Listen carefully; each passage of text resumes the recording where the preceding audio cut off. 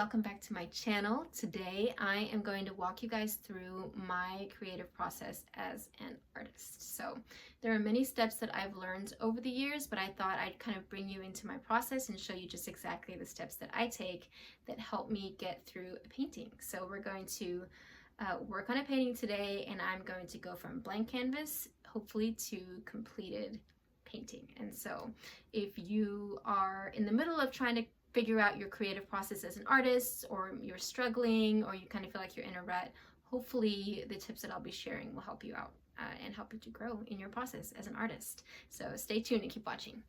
So I flipped the camera around because I kind of want to show you the supplies that I'll have. It's very simple. I chose through pencil because we're going to be sketching.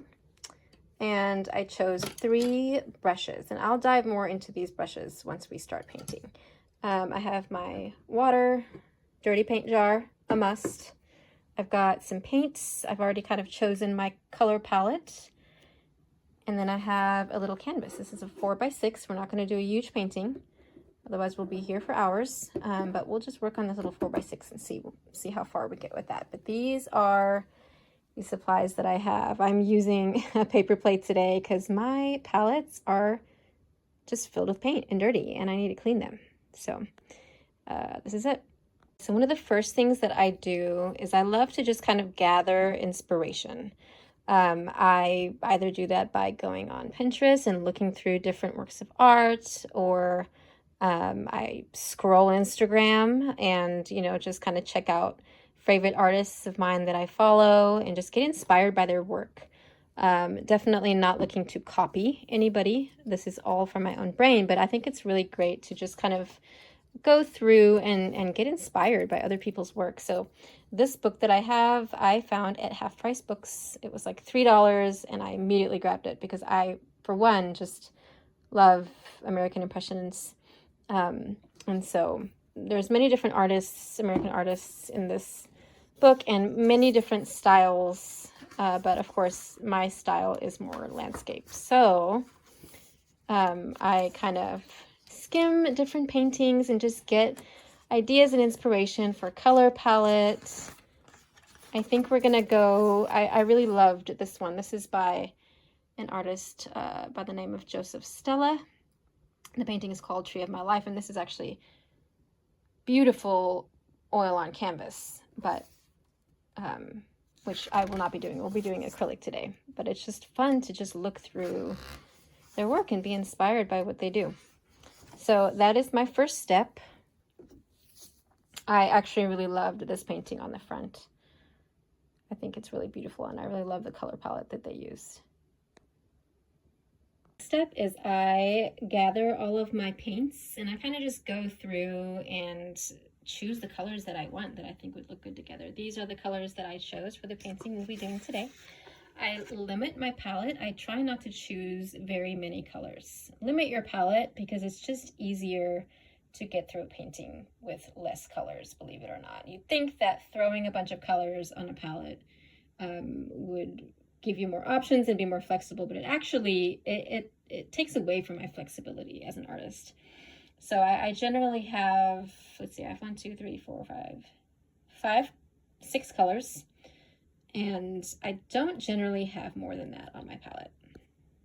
Next up, I do thumbnails. I have done this since my college days. It's one of the first steps that they taught us in painting and drawing and design, is do thumbnails to plan out your composition before you start a painting, because it will just be easier to get through your painting that way. You have some sort of a guide to go by. So for my paintings, I think I'm going to do it horizontally. I'm going to do a horizontal landscape. So I'm going to start sketching. Sorry for the shadows. I promise I will get better lighting here. I kind of had an idea of doing a mountainous landscape using a lot of color and having a bluish, maybe even a moody sky. I'm just kind of thinking through this. And then having maybe a little bit of a brush type terrain in the foreground. and some flowers that I'll have with like little pops of color throughout my painting in the middle ground, and then my mountains are going to be here in the background. So just a very, very, very simple composition for this little painting and to start. So that's my guide. I try to think of where I'm going to put my colors, and sometimes I'll even kind of label it if I really need to. I've stopped doing that because I've just gotten better at remembering where I want my colors to go, but I'll put, you know, blue, B there for blue, maybe G for gray for my clouds. Nutmeg is one of my colors. I'm going to do a mixture of nutmeg and white, so N and W. In my foreground, I'll probably have greens, put little G's there. Midground, I'll have my pinks, yellows, along with my variations of green. So that kind of gives me a guide of, you know, what goes where and what colors go where. Okay, we're going to do another thumbnail. I like to do 2 to 3 thumbnails and then kind of decide from there which one I like the most. So since we did mountains in this one, let's do trees in this one. So I generally start in middle ground. I don't know why, and I don't know that that's the best, but it just works for me. My trees.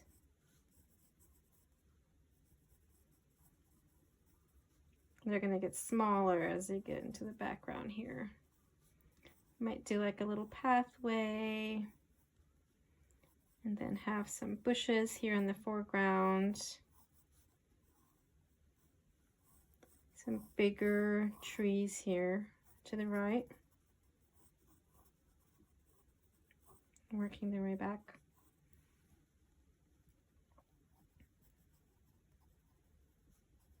More flowers along the pathway.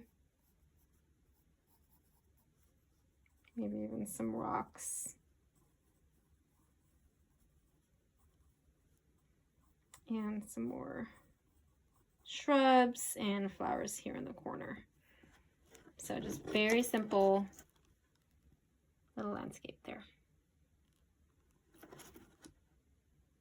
There we have our 2 landscapes. I like them both, but I'm not gonna lie, I'm always drawn to the mountains. So thumbnail number 1 it is.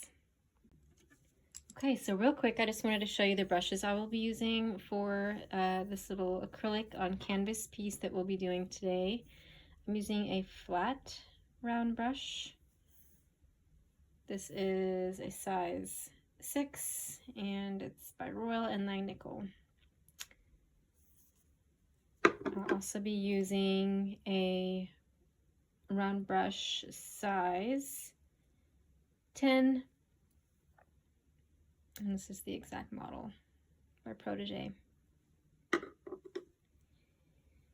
And then another flat brush. This is 1/2 inch by the Fine Touch, and these brushes you can get at Hobby Lobby, Michaels. They're really easy to find. Okay, so we're gonna get started. I'm going to do a really light sketch of this composition onto my canvas first. I'm just using a B sketch pencil. And it's not going to be exactly the same as the sketch. It's just kind of a rough sketch, but it just gives me the general picture of what I'm going for. So don't feel like you need to get it perfect.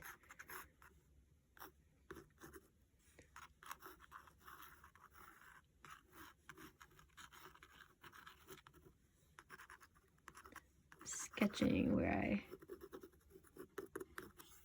kind of want things to go in the composition. I want a brush in the foreground,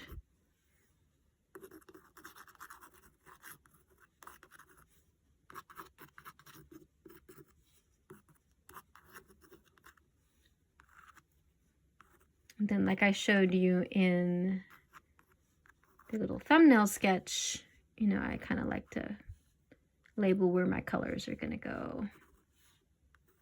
Now, you normally just use one initial.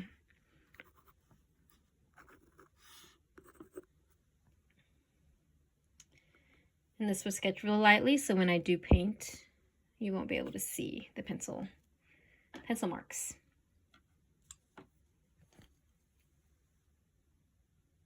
So I'm just wetting my brush right now.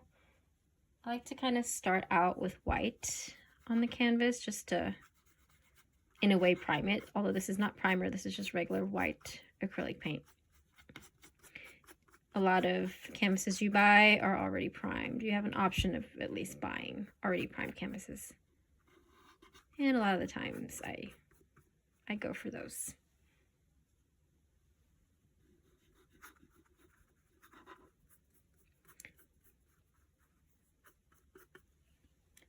Putting down a little bit of white first also kind of helps me to get my colors on there smoother. I like to be able to blend in the sky, and so having it be broken in with some white paint helps with that.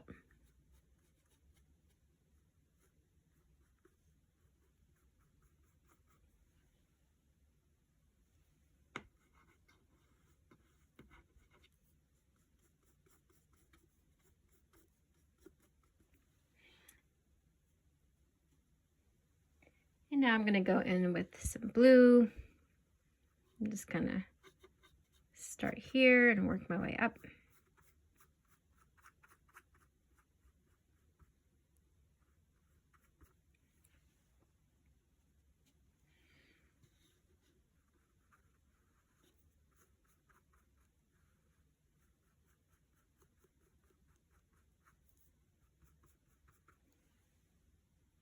I like it to be a little darker around the tops of the mountains. It helps the mountains to stand out a little bit more.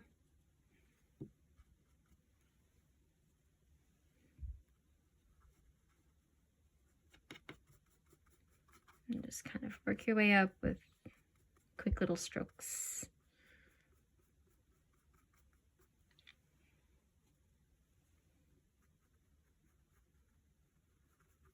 And I'm not mixing, besides with white, I'm not really mixing my blue with anything this time.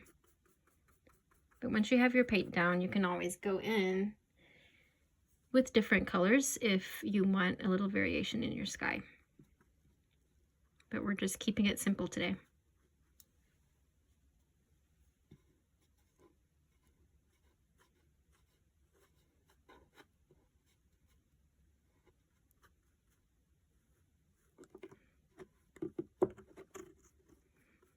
I don't have a good easel for a canvas this size, so I'm just painting flat onto one of my table easels. And so on the top, I'm kind of blending in some more white, because just to get a little bit of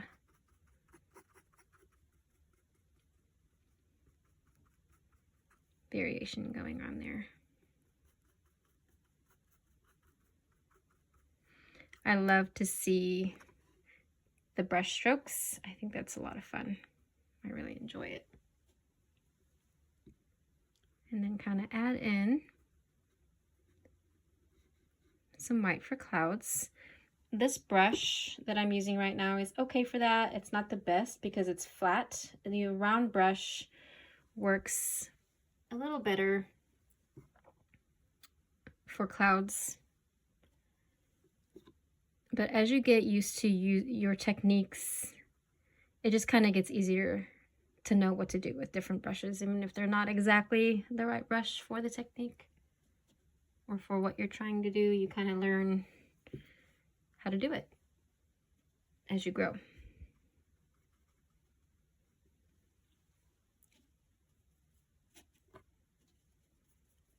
Just mixing some more color to add up here and down here. Have fun with your skies. Skies are never looks the same. So it's fun to do sky because there's a lot of different things that you can do with it.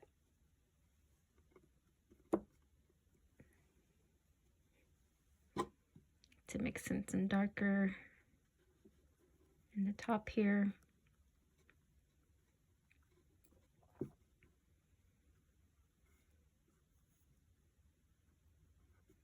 That's my clouds. Okay, so there's just to kind of adjust for the sky.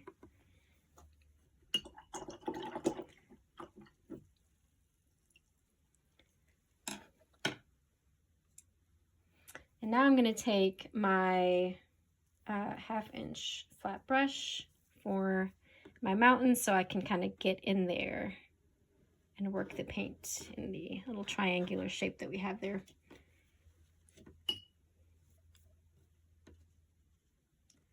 I've got some nutmeg is the name of this color.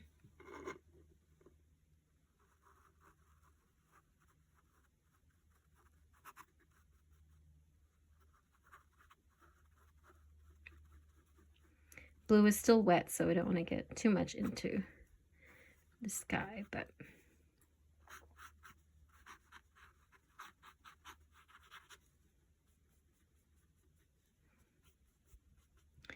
season I'm going for here is just summertime. We're going to just be bright and cheery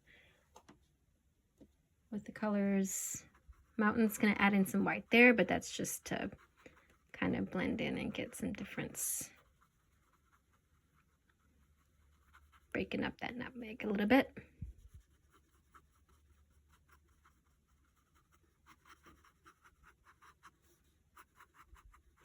Although you can certainly mistake this for snow, but that's okay.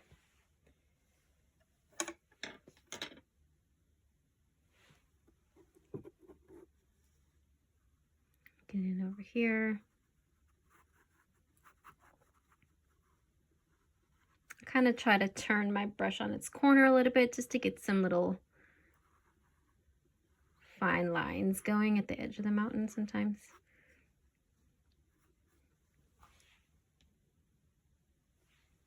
I'm going to shift it over a little bit.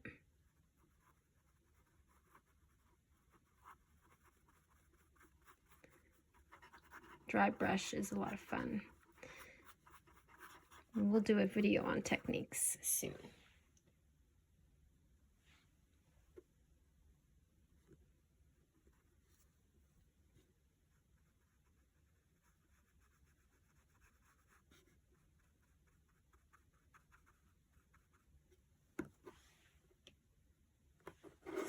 Turn this a little bit. Get in there. I'm going to turn it back.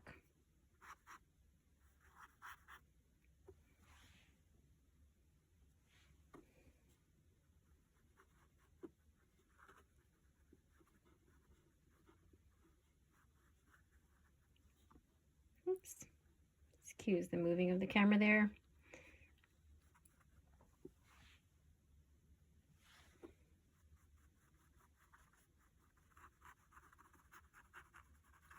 And I'm kind of going to blend the bottom here as it gets down to the middle ground. And we're going to be adding some different colors down here. I may add a little bit more brown just to make it look a little less like it's winter here.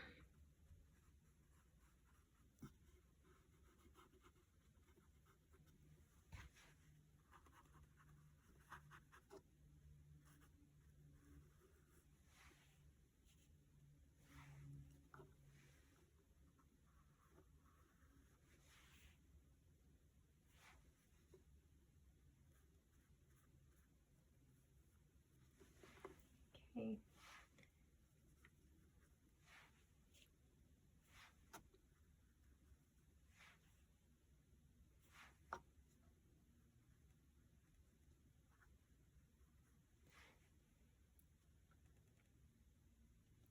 And now I'm going to add in, let's see, maybe some black, and I'm still using my flat brush just to kind of mix in some black into the darker parts of where I have my nutmeg. Give it some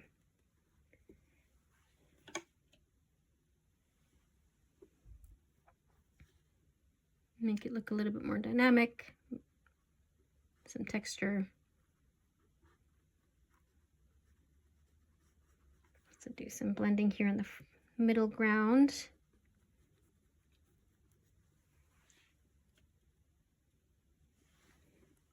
Mountains always have an array of colors in them. It's not generally flat, so.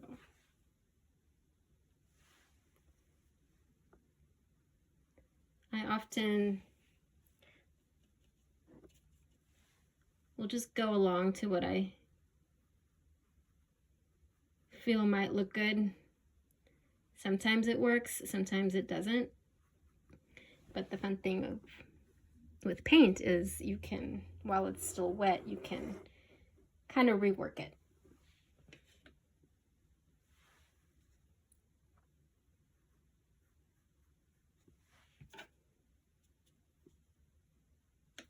At least before it gets dry. And acrylic can dry pretty quickly, so you gotta be fast with acrylic. Watercolor, it's a little bit different. You have a little bit more time. Okay, so there you have your mountains, and now I'm gonna go back in with my flat round brush and start adding some greens here in the middle ground and the foreground. Let's get that first layer down at least. I'm gonna mix green with a little bit of white as well, just to get another variation of green to layer up a little bit.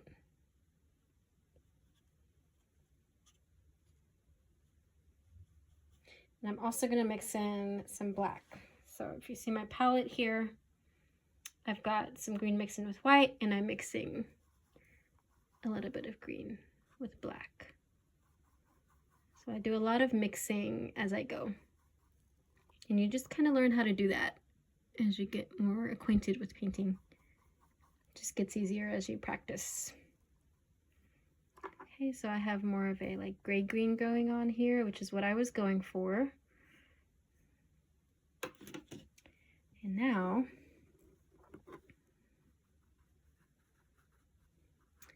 and sometimes, so here we go. Sometimes it turns out actually a little bit different than what you were planning, and that's okay. So I was going for something a little bit more cheery, but my colors are actually turning out to be darker. So it's giving me a little bit more of a Southwest feel. So sometimes you just pivot a little bit and go with the flow. Of course, if you're doing a commissioned painting, that's different. You want to do what your customer wants, but this is just for fun. So just have fun with it.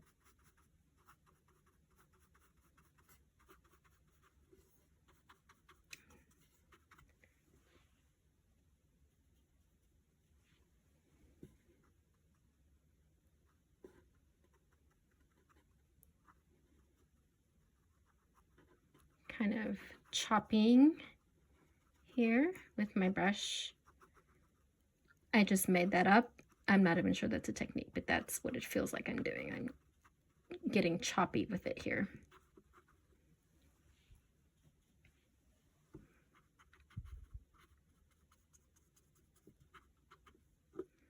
Okay. And yeah. But we're blending here as I go into the, I'm doing a lot of dry brushing. That's a technique where your brush is somewhat dry, but there's still paint on it. And so you're kind of, it's exactly what it looks like. It feels like your brush is dry, and it looks like your brush is dry as you are getting just more of like a brushy look on your canvas or on your paper.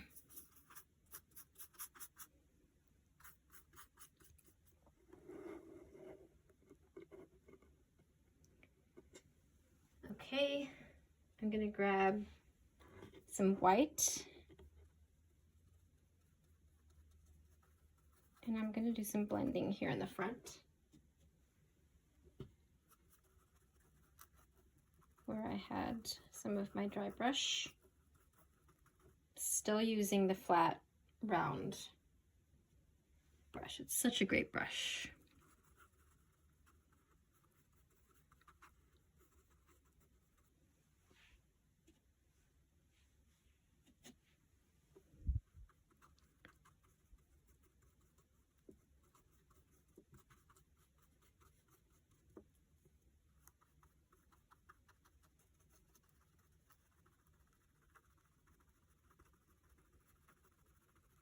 Okay, and now